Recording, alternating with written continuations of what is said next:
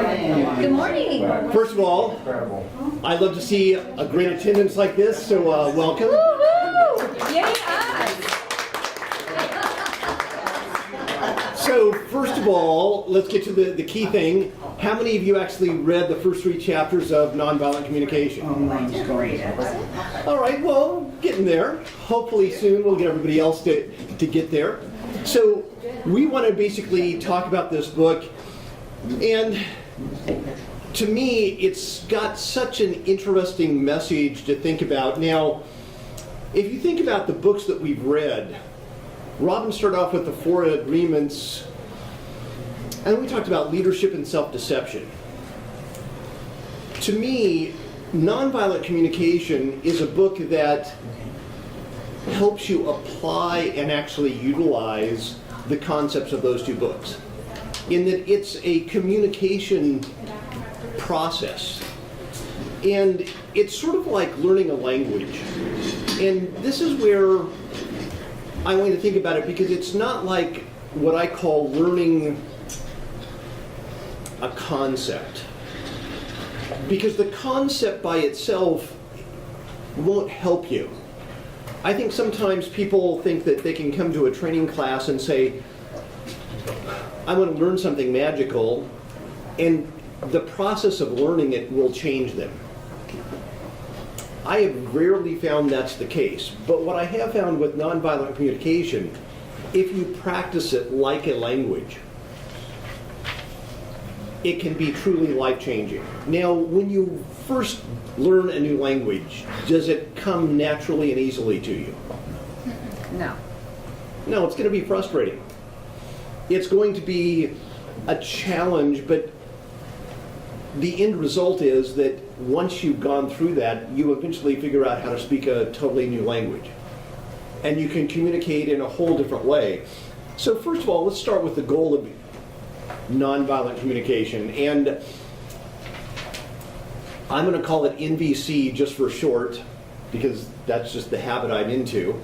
And so the goal of NVC is to improve the quality of all of our relationships.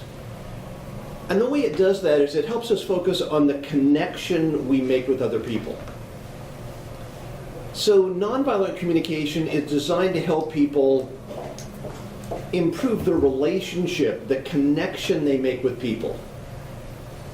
It is not, as we talked about last week, a tool to manipulate people. And if you really practice nonviolent communication, your goal is to make life more wonderful for yourself and everybody around you, even in very difficult circumstances. And that's the real payoff of it. So I'm just going to go through it, and then we're going to have a discussion of what you got out of it, and we'll talk about this. So Chapter 1 really talked about what nonviolent communication is and gave you a little background of where nonviolent communication came from. So anybody have any comments about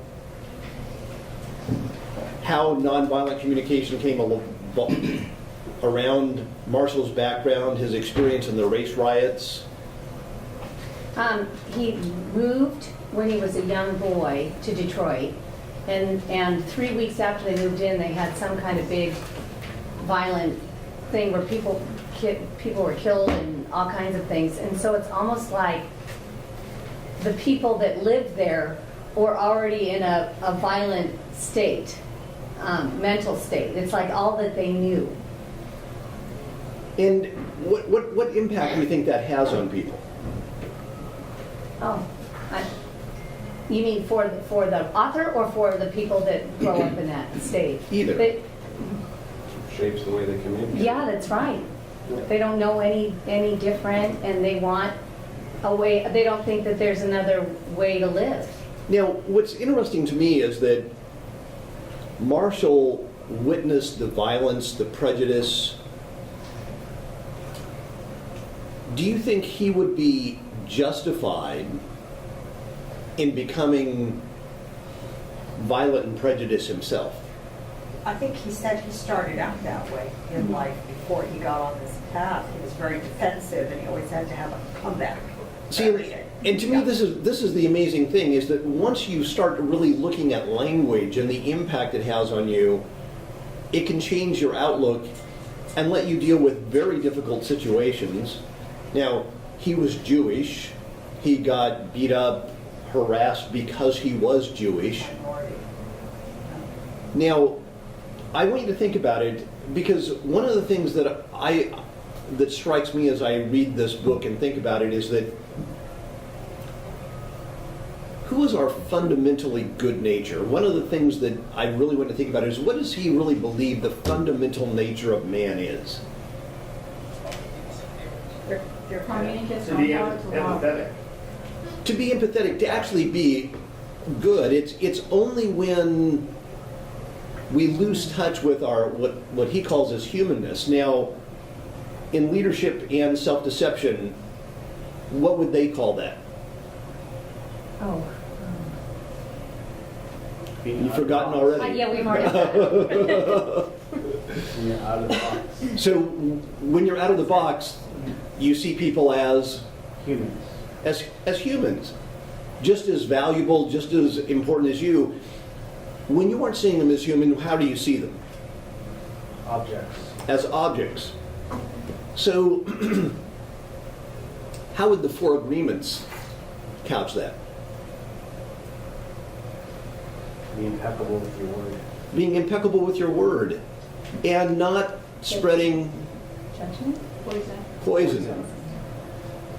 And I really want you to think about how these three books all interrelate. Because they approach things very differently, but in my opinion, they have exactly the same message. They're trying to get you to live in a certain way that allows you to see other people as people, not as objects, not as somebody to be judged. And so nonviolent communication gives you a specific set of communication skills that allow you to remain human and see others as human, even in very trying conditions. And to me, that's the incredible value of this. Now, part of this is we perceive people and our relationship with them in a new way when we use nonviolent communication. And to me, this is the real power of it. It allows us to see people, as just as valuable and as important as we are. So there's four major components of nonviolent communication. And when we use those, it reminds us to keep our attention focused on the things that will actually produce positive outcomes. And this is one of the interesting things, especially in our intimate relationships, our family relationships, when you're communicating with people that are important to you. Do you tend to focus on the positive aspects of their communication or the negative aspects of their communication? Maybe it's positive. I think people focus on negative. I like positive. Generally negative. So how many of you, when your significant other accuses you of doing something, says, "Oh, thank you for pointing that out. I really appreciate that feedback." It didn't work last night.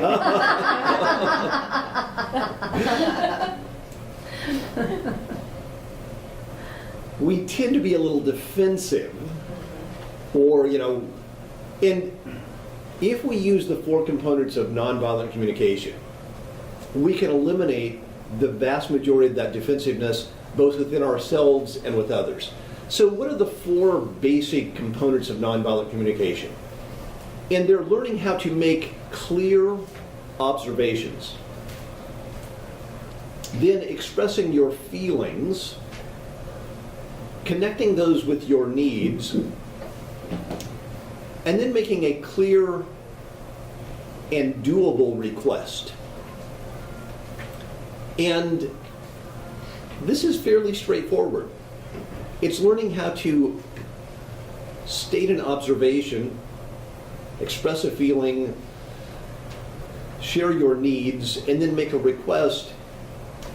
When people are also communicating towards you, it's listening for those four things. So it's very simple, but it's not that easy to do. So step one is to observe what is actually happening in the situation and saying what is or is not enriching life. Now, the key to being successful in this is to make observations without any judgment or evaluation. We simply observe what is happening and express our feelings about it. And this will make a huge difference if you can learn how to do this. I have found that over and over again, when we can avoid the judgments and evaluations, it really makes a huge difference. And that's what chapter 2 is really all about. Now, after we've stated a clear, specific observation, we need to share how we feel when we observe this action. Do we feel hurt, scared, excited, whatever it is. But we need to be in touch with how we feel. And most of us haven't been educated to really get in touch with our feelings. We push them down. We don't really acknowledge them. And what I found is that as you go through this process, it's going to take you a little bit of time to get connected to your feelings. But once you connect with your feelings, you're able to connect with humans, other people, much more effectively. Now, after sharing what we feel, we have to connect that feeling with what's the need behind that feeling. Our feelings come from our connection to a need. And if we can get in touch with that need,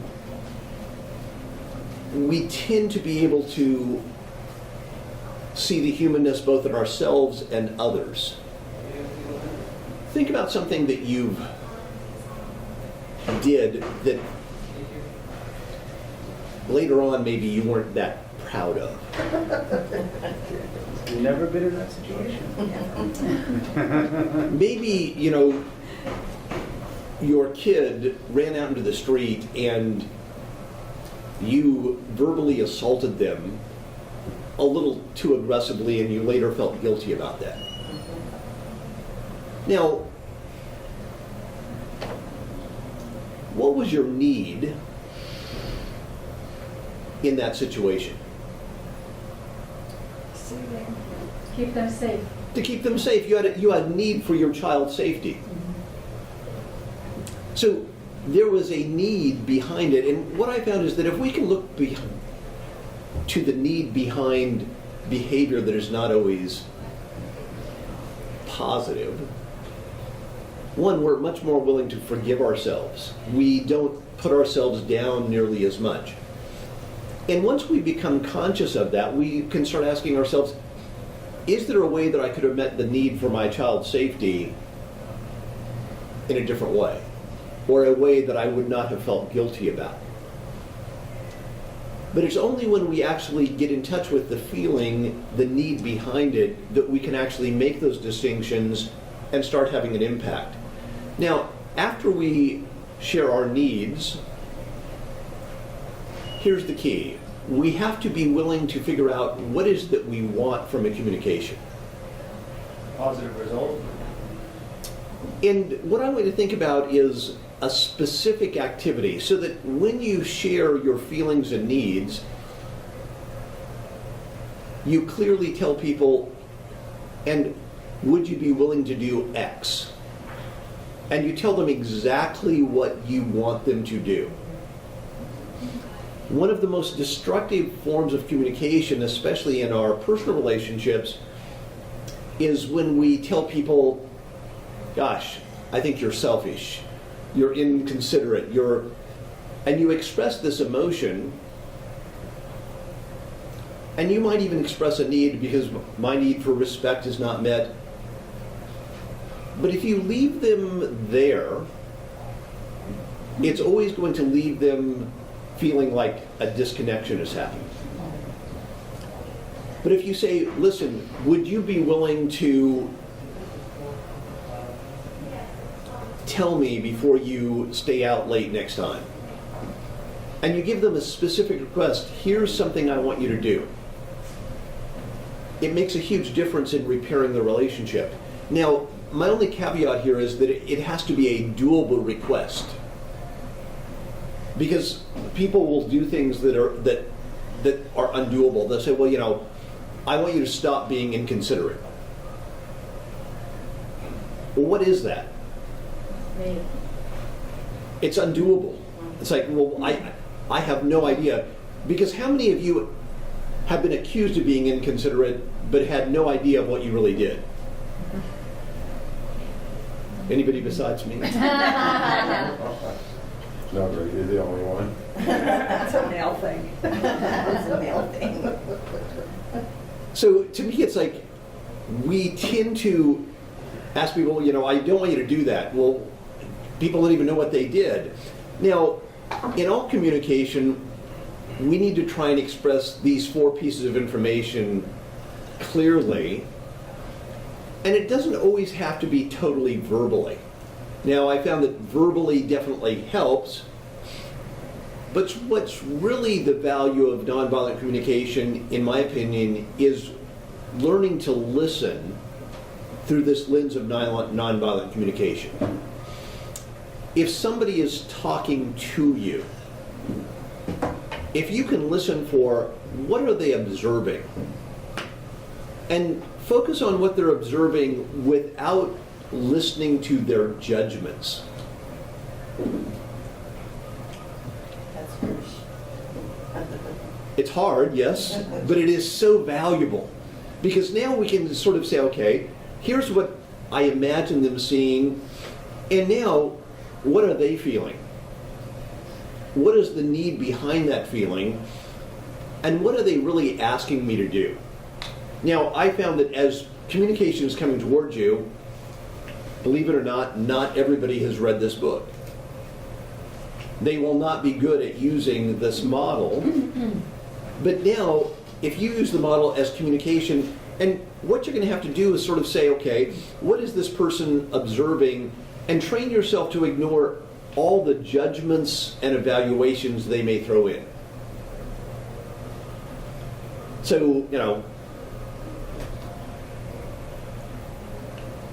as they, and this is where it feels like they could be attacking, and they may say something and follow it up, and that's because you're so, you know, inconsiderate or this way or that way. Anytime you hear those judgments, what should you automatically think? It's about them. It's about them. It's their They're the opinion. boss. It's their opinion. It's not really about you. If I tell you you're an idiot, does that make you an idiot? No. That would make you. No. Are you sure? No. See, and this is really important to get. What people's opinions of you are is actually none of your business. That's true. It's tough. And yet so many of us spend so much of our time concerned about what other people are thinking about us.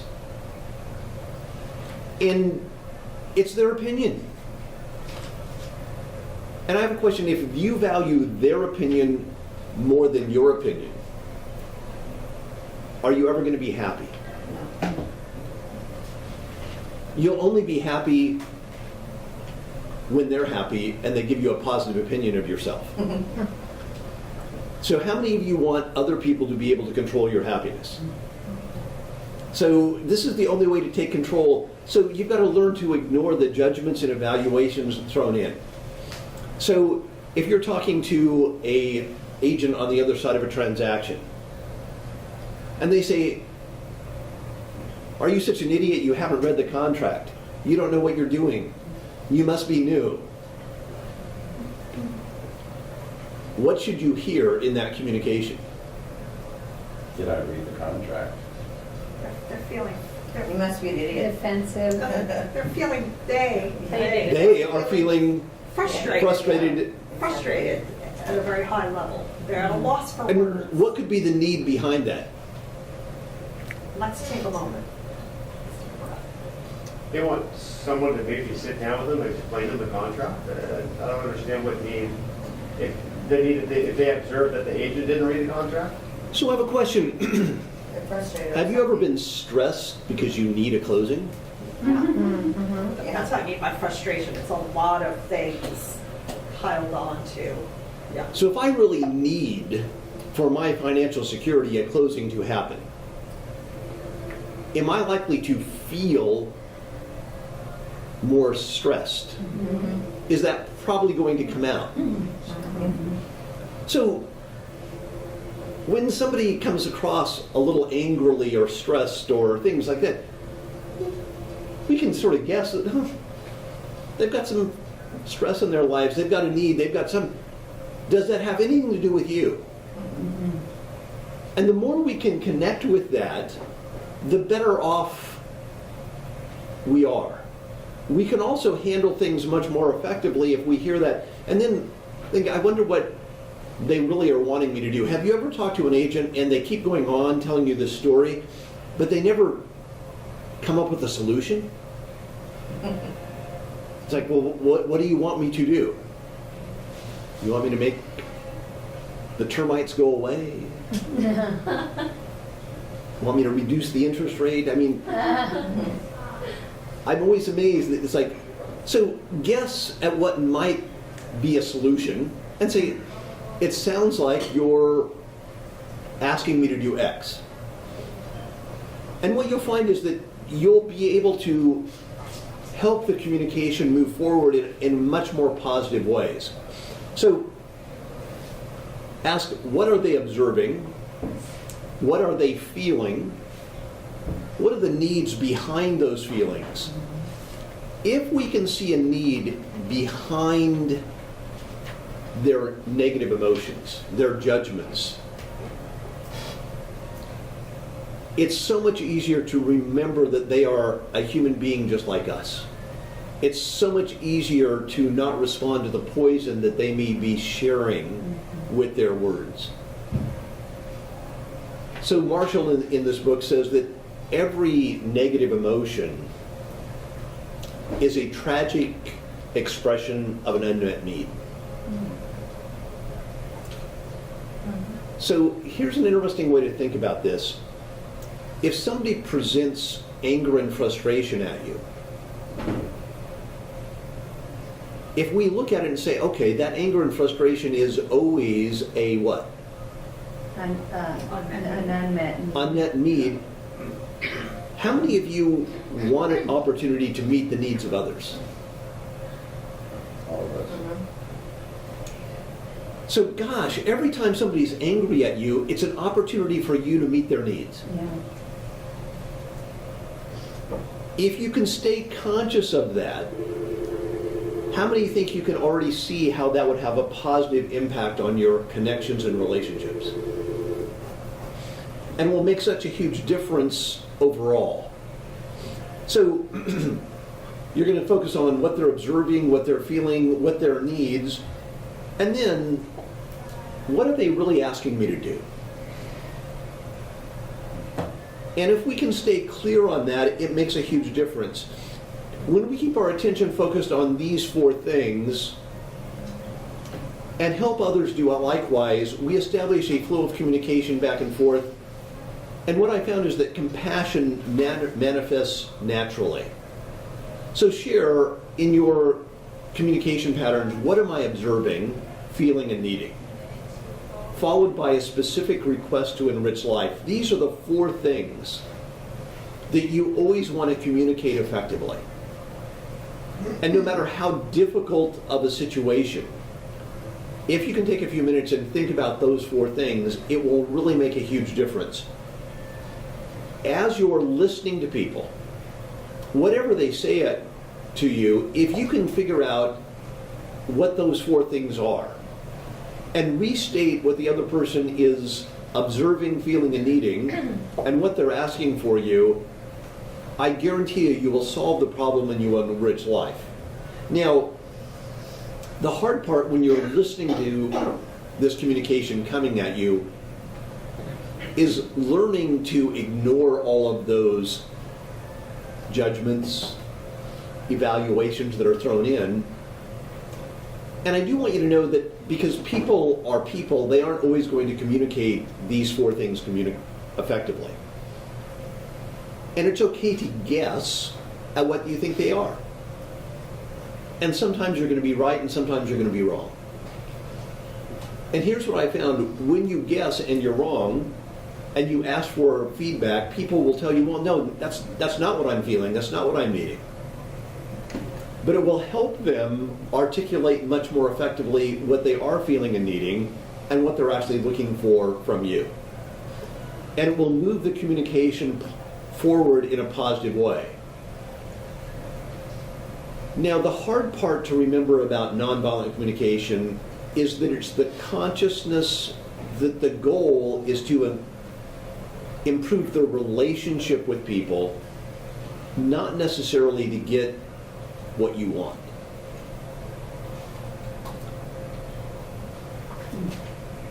When we hear other people and when we feel heard, we can still disagree and have a positive relationship. And so the goal is to make sure that the communication is focused on a life-enriching way. Now, as we'll go through this book, Marshall really believes that once everybody gets their needs and feelings out on the table, you can almost always find a solution to get everybody's needs met. But the key is to make sure that you're getting all the needs out there on the table to start with. Now, NVC is a process, but it's very flexible. It adapts to situations, and all you really need to do to master NVC is to remember to express yourself through those four components, and then receive all communication empathically, looking for those four components in the communication that comes towards you. Now, if you can do this, NVC has tremendous application in your relationships with clients, with other agents, with anybody in your life that you want to communicate and connect with effectively. And it will help you connect with yourself incredibly well. It will stop you from guilting yourself, putting yourself down, being your own worst enemy in many ways, because you will actually be able to connect with the needs behind the things that have happened in your life. And this is one of the interesting things. Do you think anybody on the planet ever intentionally does something that will make their life worse? Yeah. Negative. Intentionally? Intentionally. Well, They don't know it. No. Well, I would agree. Not unless they want to self-sabotage. yeah, that's everything, yeah. See, we can self-sabotage, but we don't intentionally Yeah. Yeah. No. wake up and say, oh, let me sabotage this. See, and this is one of those, we tend to always act in what we think is our best self-interest. We aren't trying to make it worse. Now, we may make it worse, but that's because what we know now changes. After the fact, we learn things. If I knew then what I know now, I'd probably do things differently. But we didn't do anything intentionally to make life worse. And once we really think about that, it gives us a lot more what I call tolerance of other people. How many of you may have had a parent that didn't always act in a perfect parenting way? I see some of you have perfect parents, so if you had perfect parents and you aren't perfect, What happened? Who's at fault? See, we tend to blame our parents, but if we know that, gosh, they were acting in the best way that they knew how to do. For those of you, once you became a parent,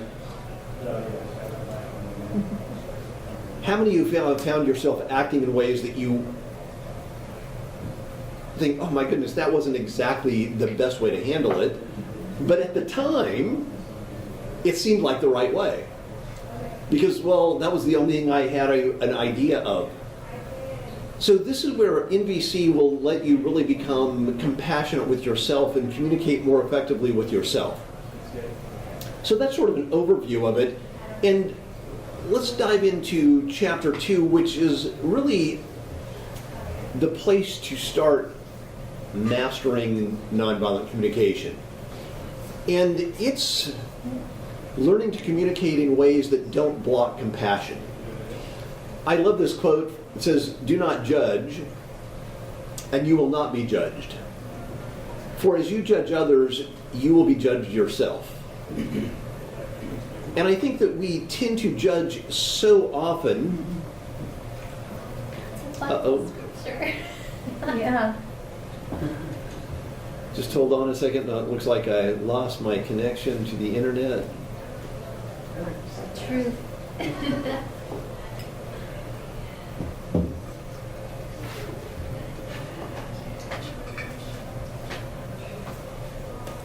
All right, hopefully they'll be back live. Just some guy named Jesus. So there's certain communication that blocks communication. And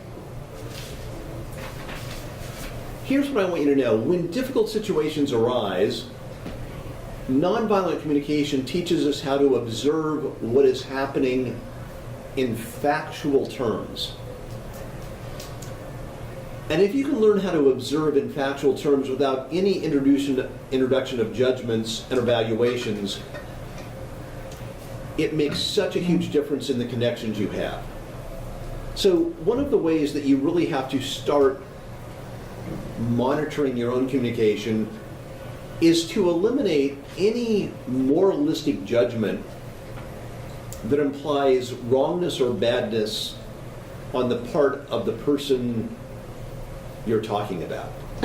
So these can be judgments like, you're too selfish, you're inconsiderate, you're prejudiced, you're inappropriate. These are all labels that basically are your judgments of other people.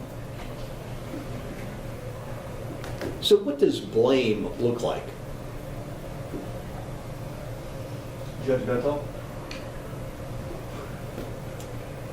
So give me an example of blame. You're projecting on someone else. Yeah. You're projecting what you feel. I was late for on work someone today because you didn't get ready fast enough. else. That's good. So Blame. I didn't get ready fast enough. That's an observation. And what's the blame? I was late for work. You were late for work? It was your fault. You made me late for work. You made me late for work. That's Now, notice that, first of all, that's a judgment, but also, what does that also do? Make the other person feel bad. It's hurtful. It takes all the responsibility away from you and puts it on them. So, if somebody was slow getting ready, is that the reason you were late for work? Did you not have any responsibility in that?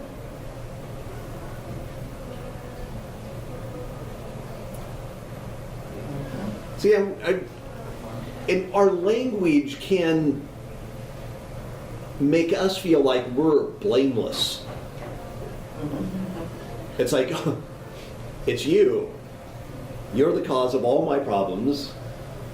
You're the person that do... Because we just are putting what I call these judgments into it. Another form of life-alienating communication is comparisons. Now, when we compare other people, when we compare ourselves to other people. We're basically judging. There's just another form of judgment. It's like, now, we can make ourselves miserable. I think I talked about this. There's a wonderful book called How to Make Yourself Miserable. And it really does deliver. And basically, it's a book that says, now, here's what you should compare yourself to. Here's the accomplishment of all these wonderful people. What have you accomplished? And if you don't stack up, you should feel miserable. And here's what beautiful people look like. Here's their measurements. Here's what they weigh. Here's their athletic capabilities. Take your measurements, compare yourself to them, And dwell on it. and he dwell on the says. difference. Oh my gosh. Be miserable. Dwell on that. See, comparisons of all sorts lead to judgments, and they sort of obfuscate any communication. Now, anybody ever get a divorce, marry somebody else, and then have an argument, and you compare the second person to the first person? Not me. How well did that go over? Not great. See, communication comparisons just never are a productive form of good things. So we've got to avoid, yes. So another comparison I wanted to ask you about, like, if you ever had a conversation with somebody where they compare you to themselves, like, if I were in your shoes, I would have done it this way, and you know, or is that the same kind of comparison? And so what are they doing? Judging. They're saying that they're better than you, putting you on defensive and comparing them to you. And so in nonviolent communication, when they say something like that, what should we hear? There's a need. There's a need that's not met somewhere. There's a need inside of them that they need met, but it has nothing to do with us. It's their opinion. Tell It's me their more. judgment. Tell me more. Now, so to me, it's like learning to listen this way takes a little bit of time. It's hard, but the payoff is incredibly good. Marshall often says that you should never listen to what other people think. You should only listen to their feelings and needs. Because what they think are usually judgments, criticisms, evaluations. Another kind of life-alienating communication is this denial of responsibility. And I think language often disconnects us from personal responsibility. We attribute our actions to outside forces, like, you know,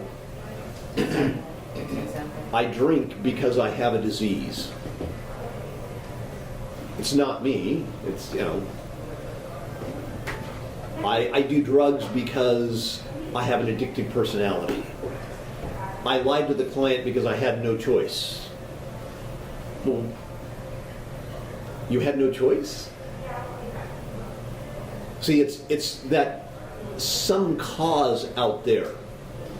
I did it because all my friends were doing it, and now when we do this, notice that it takes our responsibility away, and we feel better about ourselves, or we aren't forced to confront the fact that we are really responsible for it. So in your own language, if you can start always taking responsibility, and this is one of the things I've talked about with Jim Rohn. Jim always said, Greg, take 100% responsibility for all your own emotions. Don't ever attribute your emotions to somebody else. And I think I told the story about, you know, my ex-wife coming in, and she sent me into sort of a rage because she wanted to change some things in our divorce agreement. I thought it was unfair. And he said, well, no, what's making you upset is not her wanting to make some changes in the divorce agreement. It's the story you're telling yourself. It's the fact that you're creating the story inside of your mind, and what you need to do is take responsibility for your emotions. And so whenever you're thinking about it, always try and take as much responsibility for your emotions as you possibly can. Never blame somebody else, never blame a client, never blame another agent. And I will tell you, as realtors, this will make a huge difference. I see so many agents throw the other agent under the bus in an effort to not really take responsibility. Don't ever do that. Take total responsibility for everything you're doing.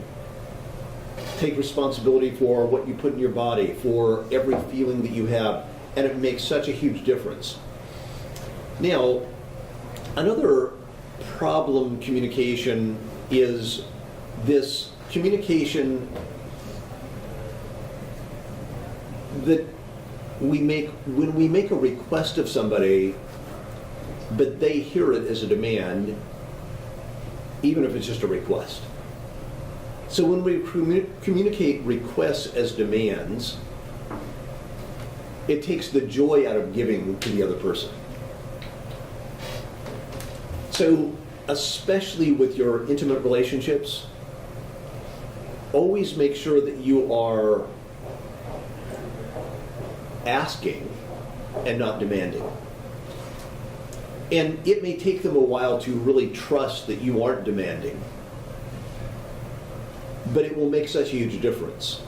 Because when you make a demand, there's an implicit threat that, something negative is going to happen. And especially in our love relationships, if we mix any demand into that relationship, it creates toxicity. And this is really an important thing to do.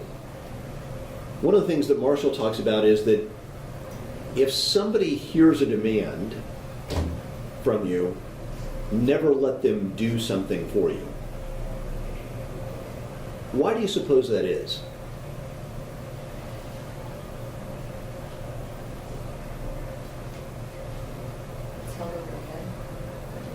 Because they're going to resent you. They're going to resent you.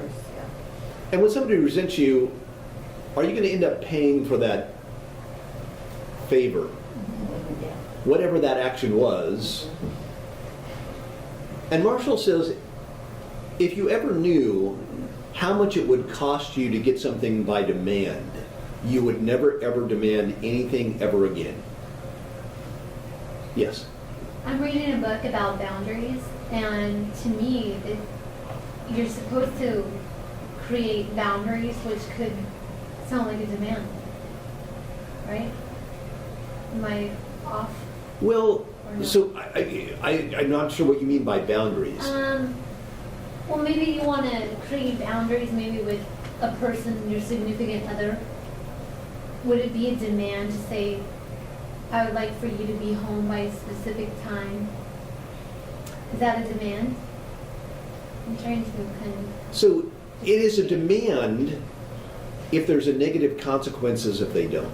Okay, the demand has a negative consequence. Got it. Yeah. But see, I think that, in my opinion, trying to set a boundary is A negative? is a manipulative way of trying to get what you need. Where I would think that it would be much better to say, I have a need for intimacy with you.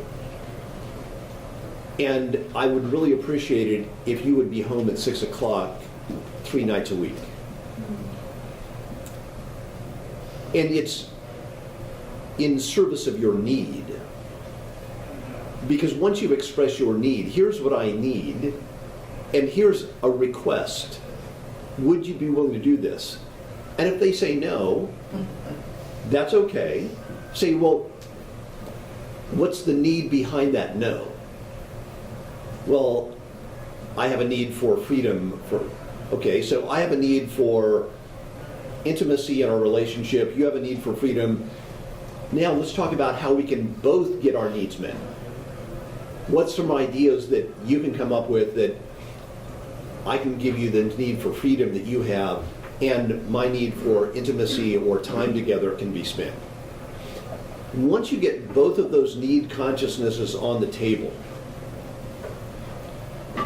you're probably going to find a good solution. If you only have one of them on the table, there's always going to be something in the background that's going to be causing a problem. So if we can learn to think about what I call that request language, here's what I'm asking you to do, but if they say no, it's okay, find a other solution. Don't get fixated on one particular thing. And it makes a huge difference. Now, this comes into an interesting relationship in parenting. You can never make your kids do anything. And I love the way he talks about this in the book.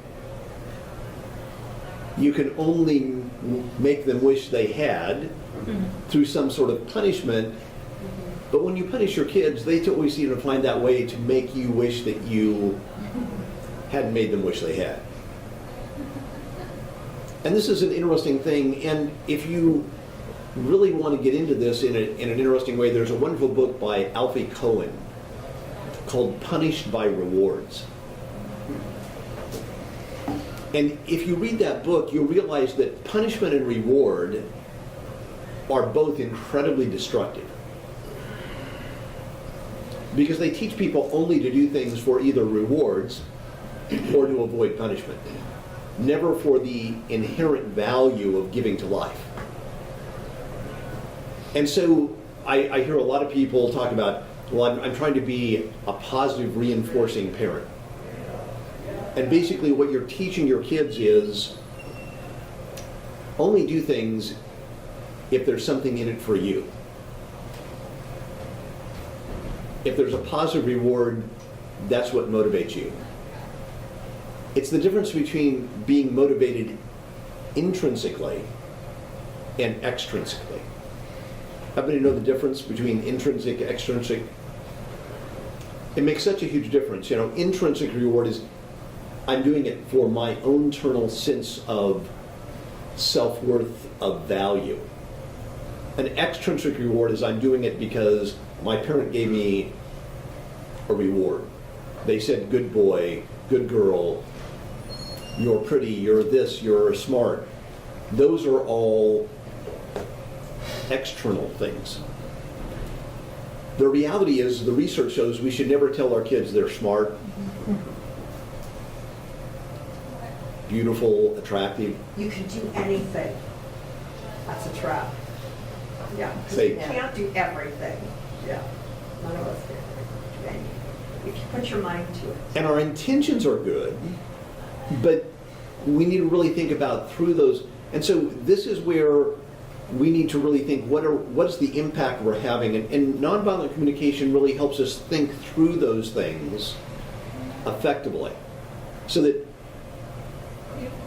our kids have the same needs that we do.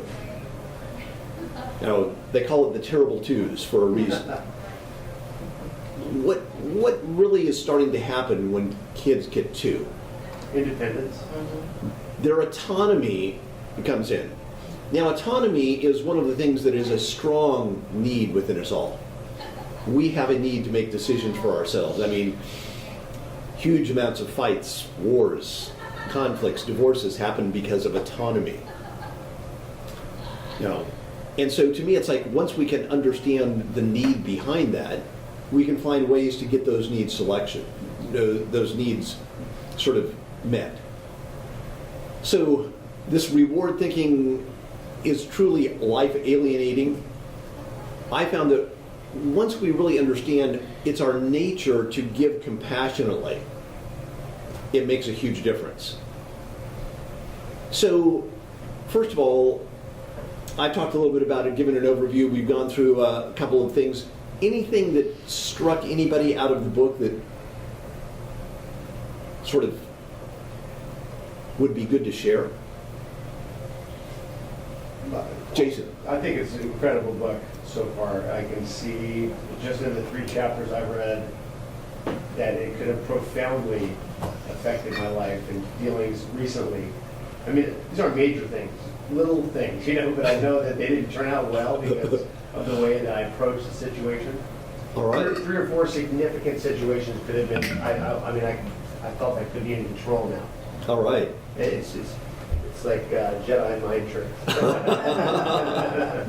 Sometimes it feels that way. Yeah, just the awareness of it is, Other insights, thoughts? I found that the best relationships that I've had, the most meaningful relationships I've had, have all come from a base of compassion and communication. Well, and what I find is that most of our relationships, we intend to be compassionate and communicative, but without the awareness of how to do that, we unintentionally let them go down a path that we never intend. Because I've never met anybody who actually came to me and said, you know, I intended to be totally non-communicative and mean and nasty in all my relationships or in any relationship. It's like, we just tend not to want to be mean and nasty, but we do it because we don't know how to really get connected with our needs at a core level. Other insights? I went yesterday to recycle some liquid cans and such. And it was very confusing. Some of the stations worked, some of them didn't. Some of them took glass, some of them didn't, right? So I was asking questions. There was about 3 or 4 of us there. And at one point, the attendant said to me, I forget the quote exactly right, he said, no, you can't do glass at that one. You can read, can't you? Is what he said. Okay. And the old me would have loved a really good one that set him right on, set his hair on fire. Instead, I just said, sometimes. That was my only response. Not necessarily all from this book, but not.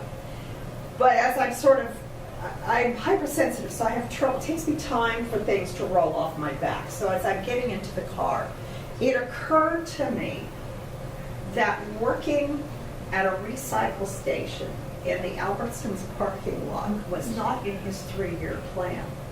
Okay? He was not exactly living his dream. And for me, you know, I see, a friend of mine had a quote, you know, was it be kind to everyone, for they too are fighting a great battle.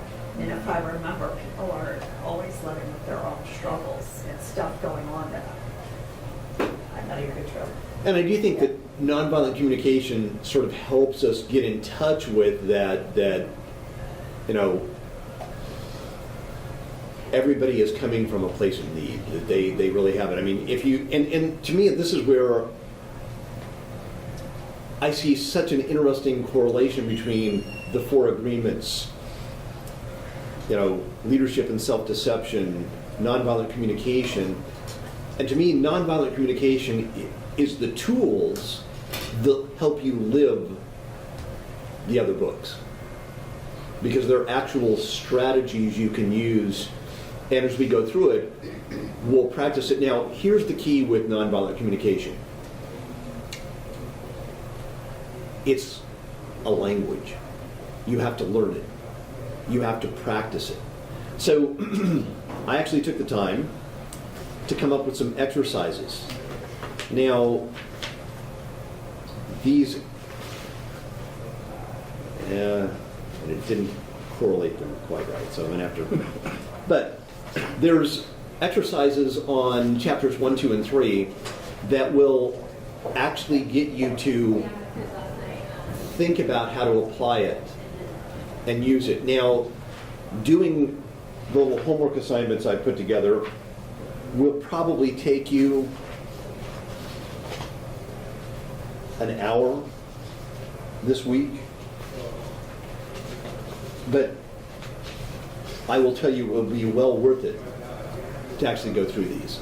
Can you help me with those copies? So actually, it's, so here, there's one set.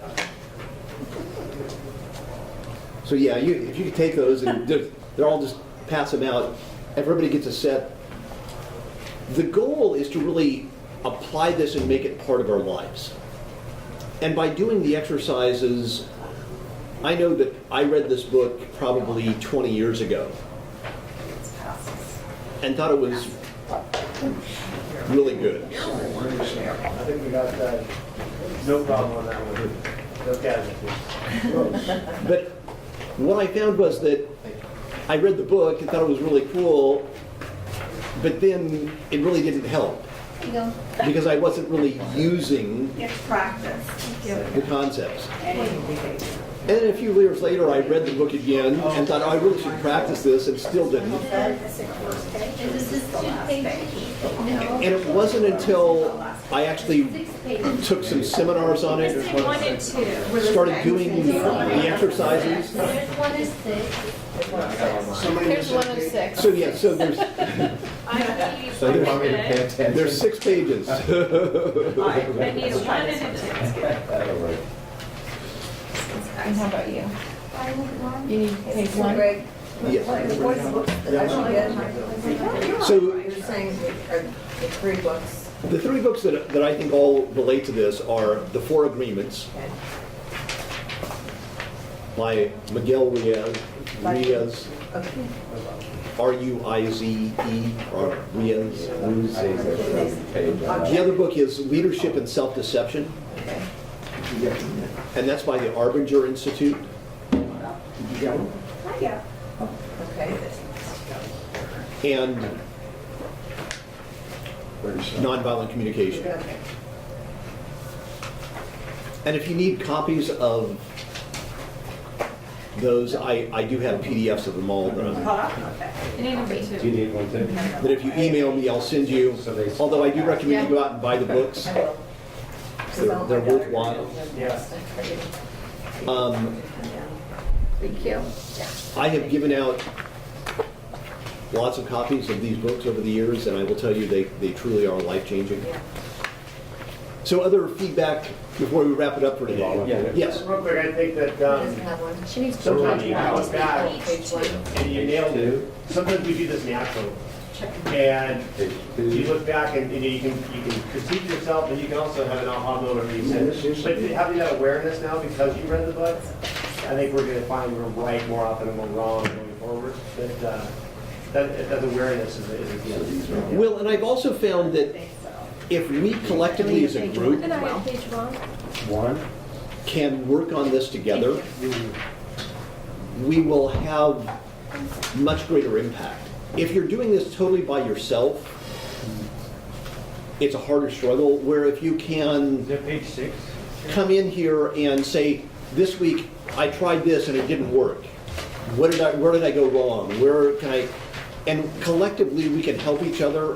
We will be able to implement this and truly have a positive impact in many ways. So, you know, if you have a question anytime, feel free to call me, email me, text me. Yeah, I just want to say one last thing before I wrap up too. I'm not a reader, so for those of you who aren't reading or haven't started reading the book yet, I'm not a reader because my attention span is very short, so I like to read articles and things that are short. When it comes to books, I typically like to go for like an audio book or something like that.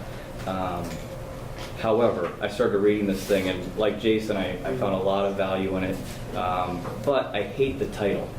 Okay? I don't like the title. It did not properly kind of tell me what I was going to be reading, right? I didn't feel like, okay, this is what I'm reading now. So I started reading, I'm going, oh my God, this has so much, I'm sitting there going, wow. Like on pages, okay, holy crap, I got to go back and change everything. You're taught from preschool and kindergarten, where does the square peg go? And so you start figuring out a way to like, okay, I'm going to put a label on this, or this is where this fits, and this like takes all that away. And same thing in school, you're taught to respond. You know, a teacher will ask you a question, you're taught to speak, answer the question. And this says, no, you need to actually look deeper and observe and wait and kind of really hear what they're really, you know, the underlying meaning of what they're saying, rather than just be defensive. Just, you know, as salespeople, you're taught, respond, have a defense, overcome the objection, and you want to do it like as fast as you can, right? This is it's doing the same thing in a different way, and you're almost bringing down the defense of the person you're speaking with or who is talking. So, again, anybody that hasn't started it yet, please pick it up. I think you're going to get a lot of value out of it. Again, I was sitting there going, I've been doing it wrong this whole time. I thought I was a great salesperson. You know, I thought I always have that quick rebuttal. Okay, they have this problem. Bam, I know. You know, it's like a plug and play tape. This is my response, but really, you're not even connecting with the person. You got your guard up still. You're being defensive when really there's a whole other way to do it, which you're not taught this. You're taught the opposite of this. So anyway, I gained a lot from it. Well, and to me, I think I love your insight in that if you can listen to the need behind objections, you will go incredible places in real estate. It's not a normal thing, and you're not going to find this in at least any sales books that I've read. But to me, there's huge applications in sales and relationships and connections at all levels. So, and we'll talk about that as we go through the book. So do your homework. If anybody didn't get a copy, email me or come see me and I'll give you a copy. And then we'll go from there. And Good luck, everybody. have a great day. Did everybody get all 6 pages? Oh, Okay. also, I didn't. feel free to bring anybody, friends, family, colleagues, Oh, it's already in the potential works. recruits. Already in the works. So think about all the people that actually could benefit from this. I'm going to send this homework assignment to people right now. All right. And if you want it electronically, email me and I'll send it to you in a Word document. Oh, cool. Thank you. Blank.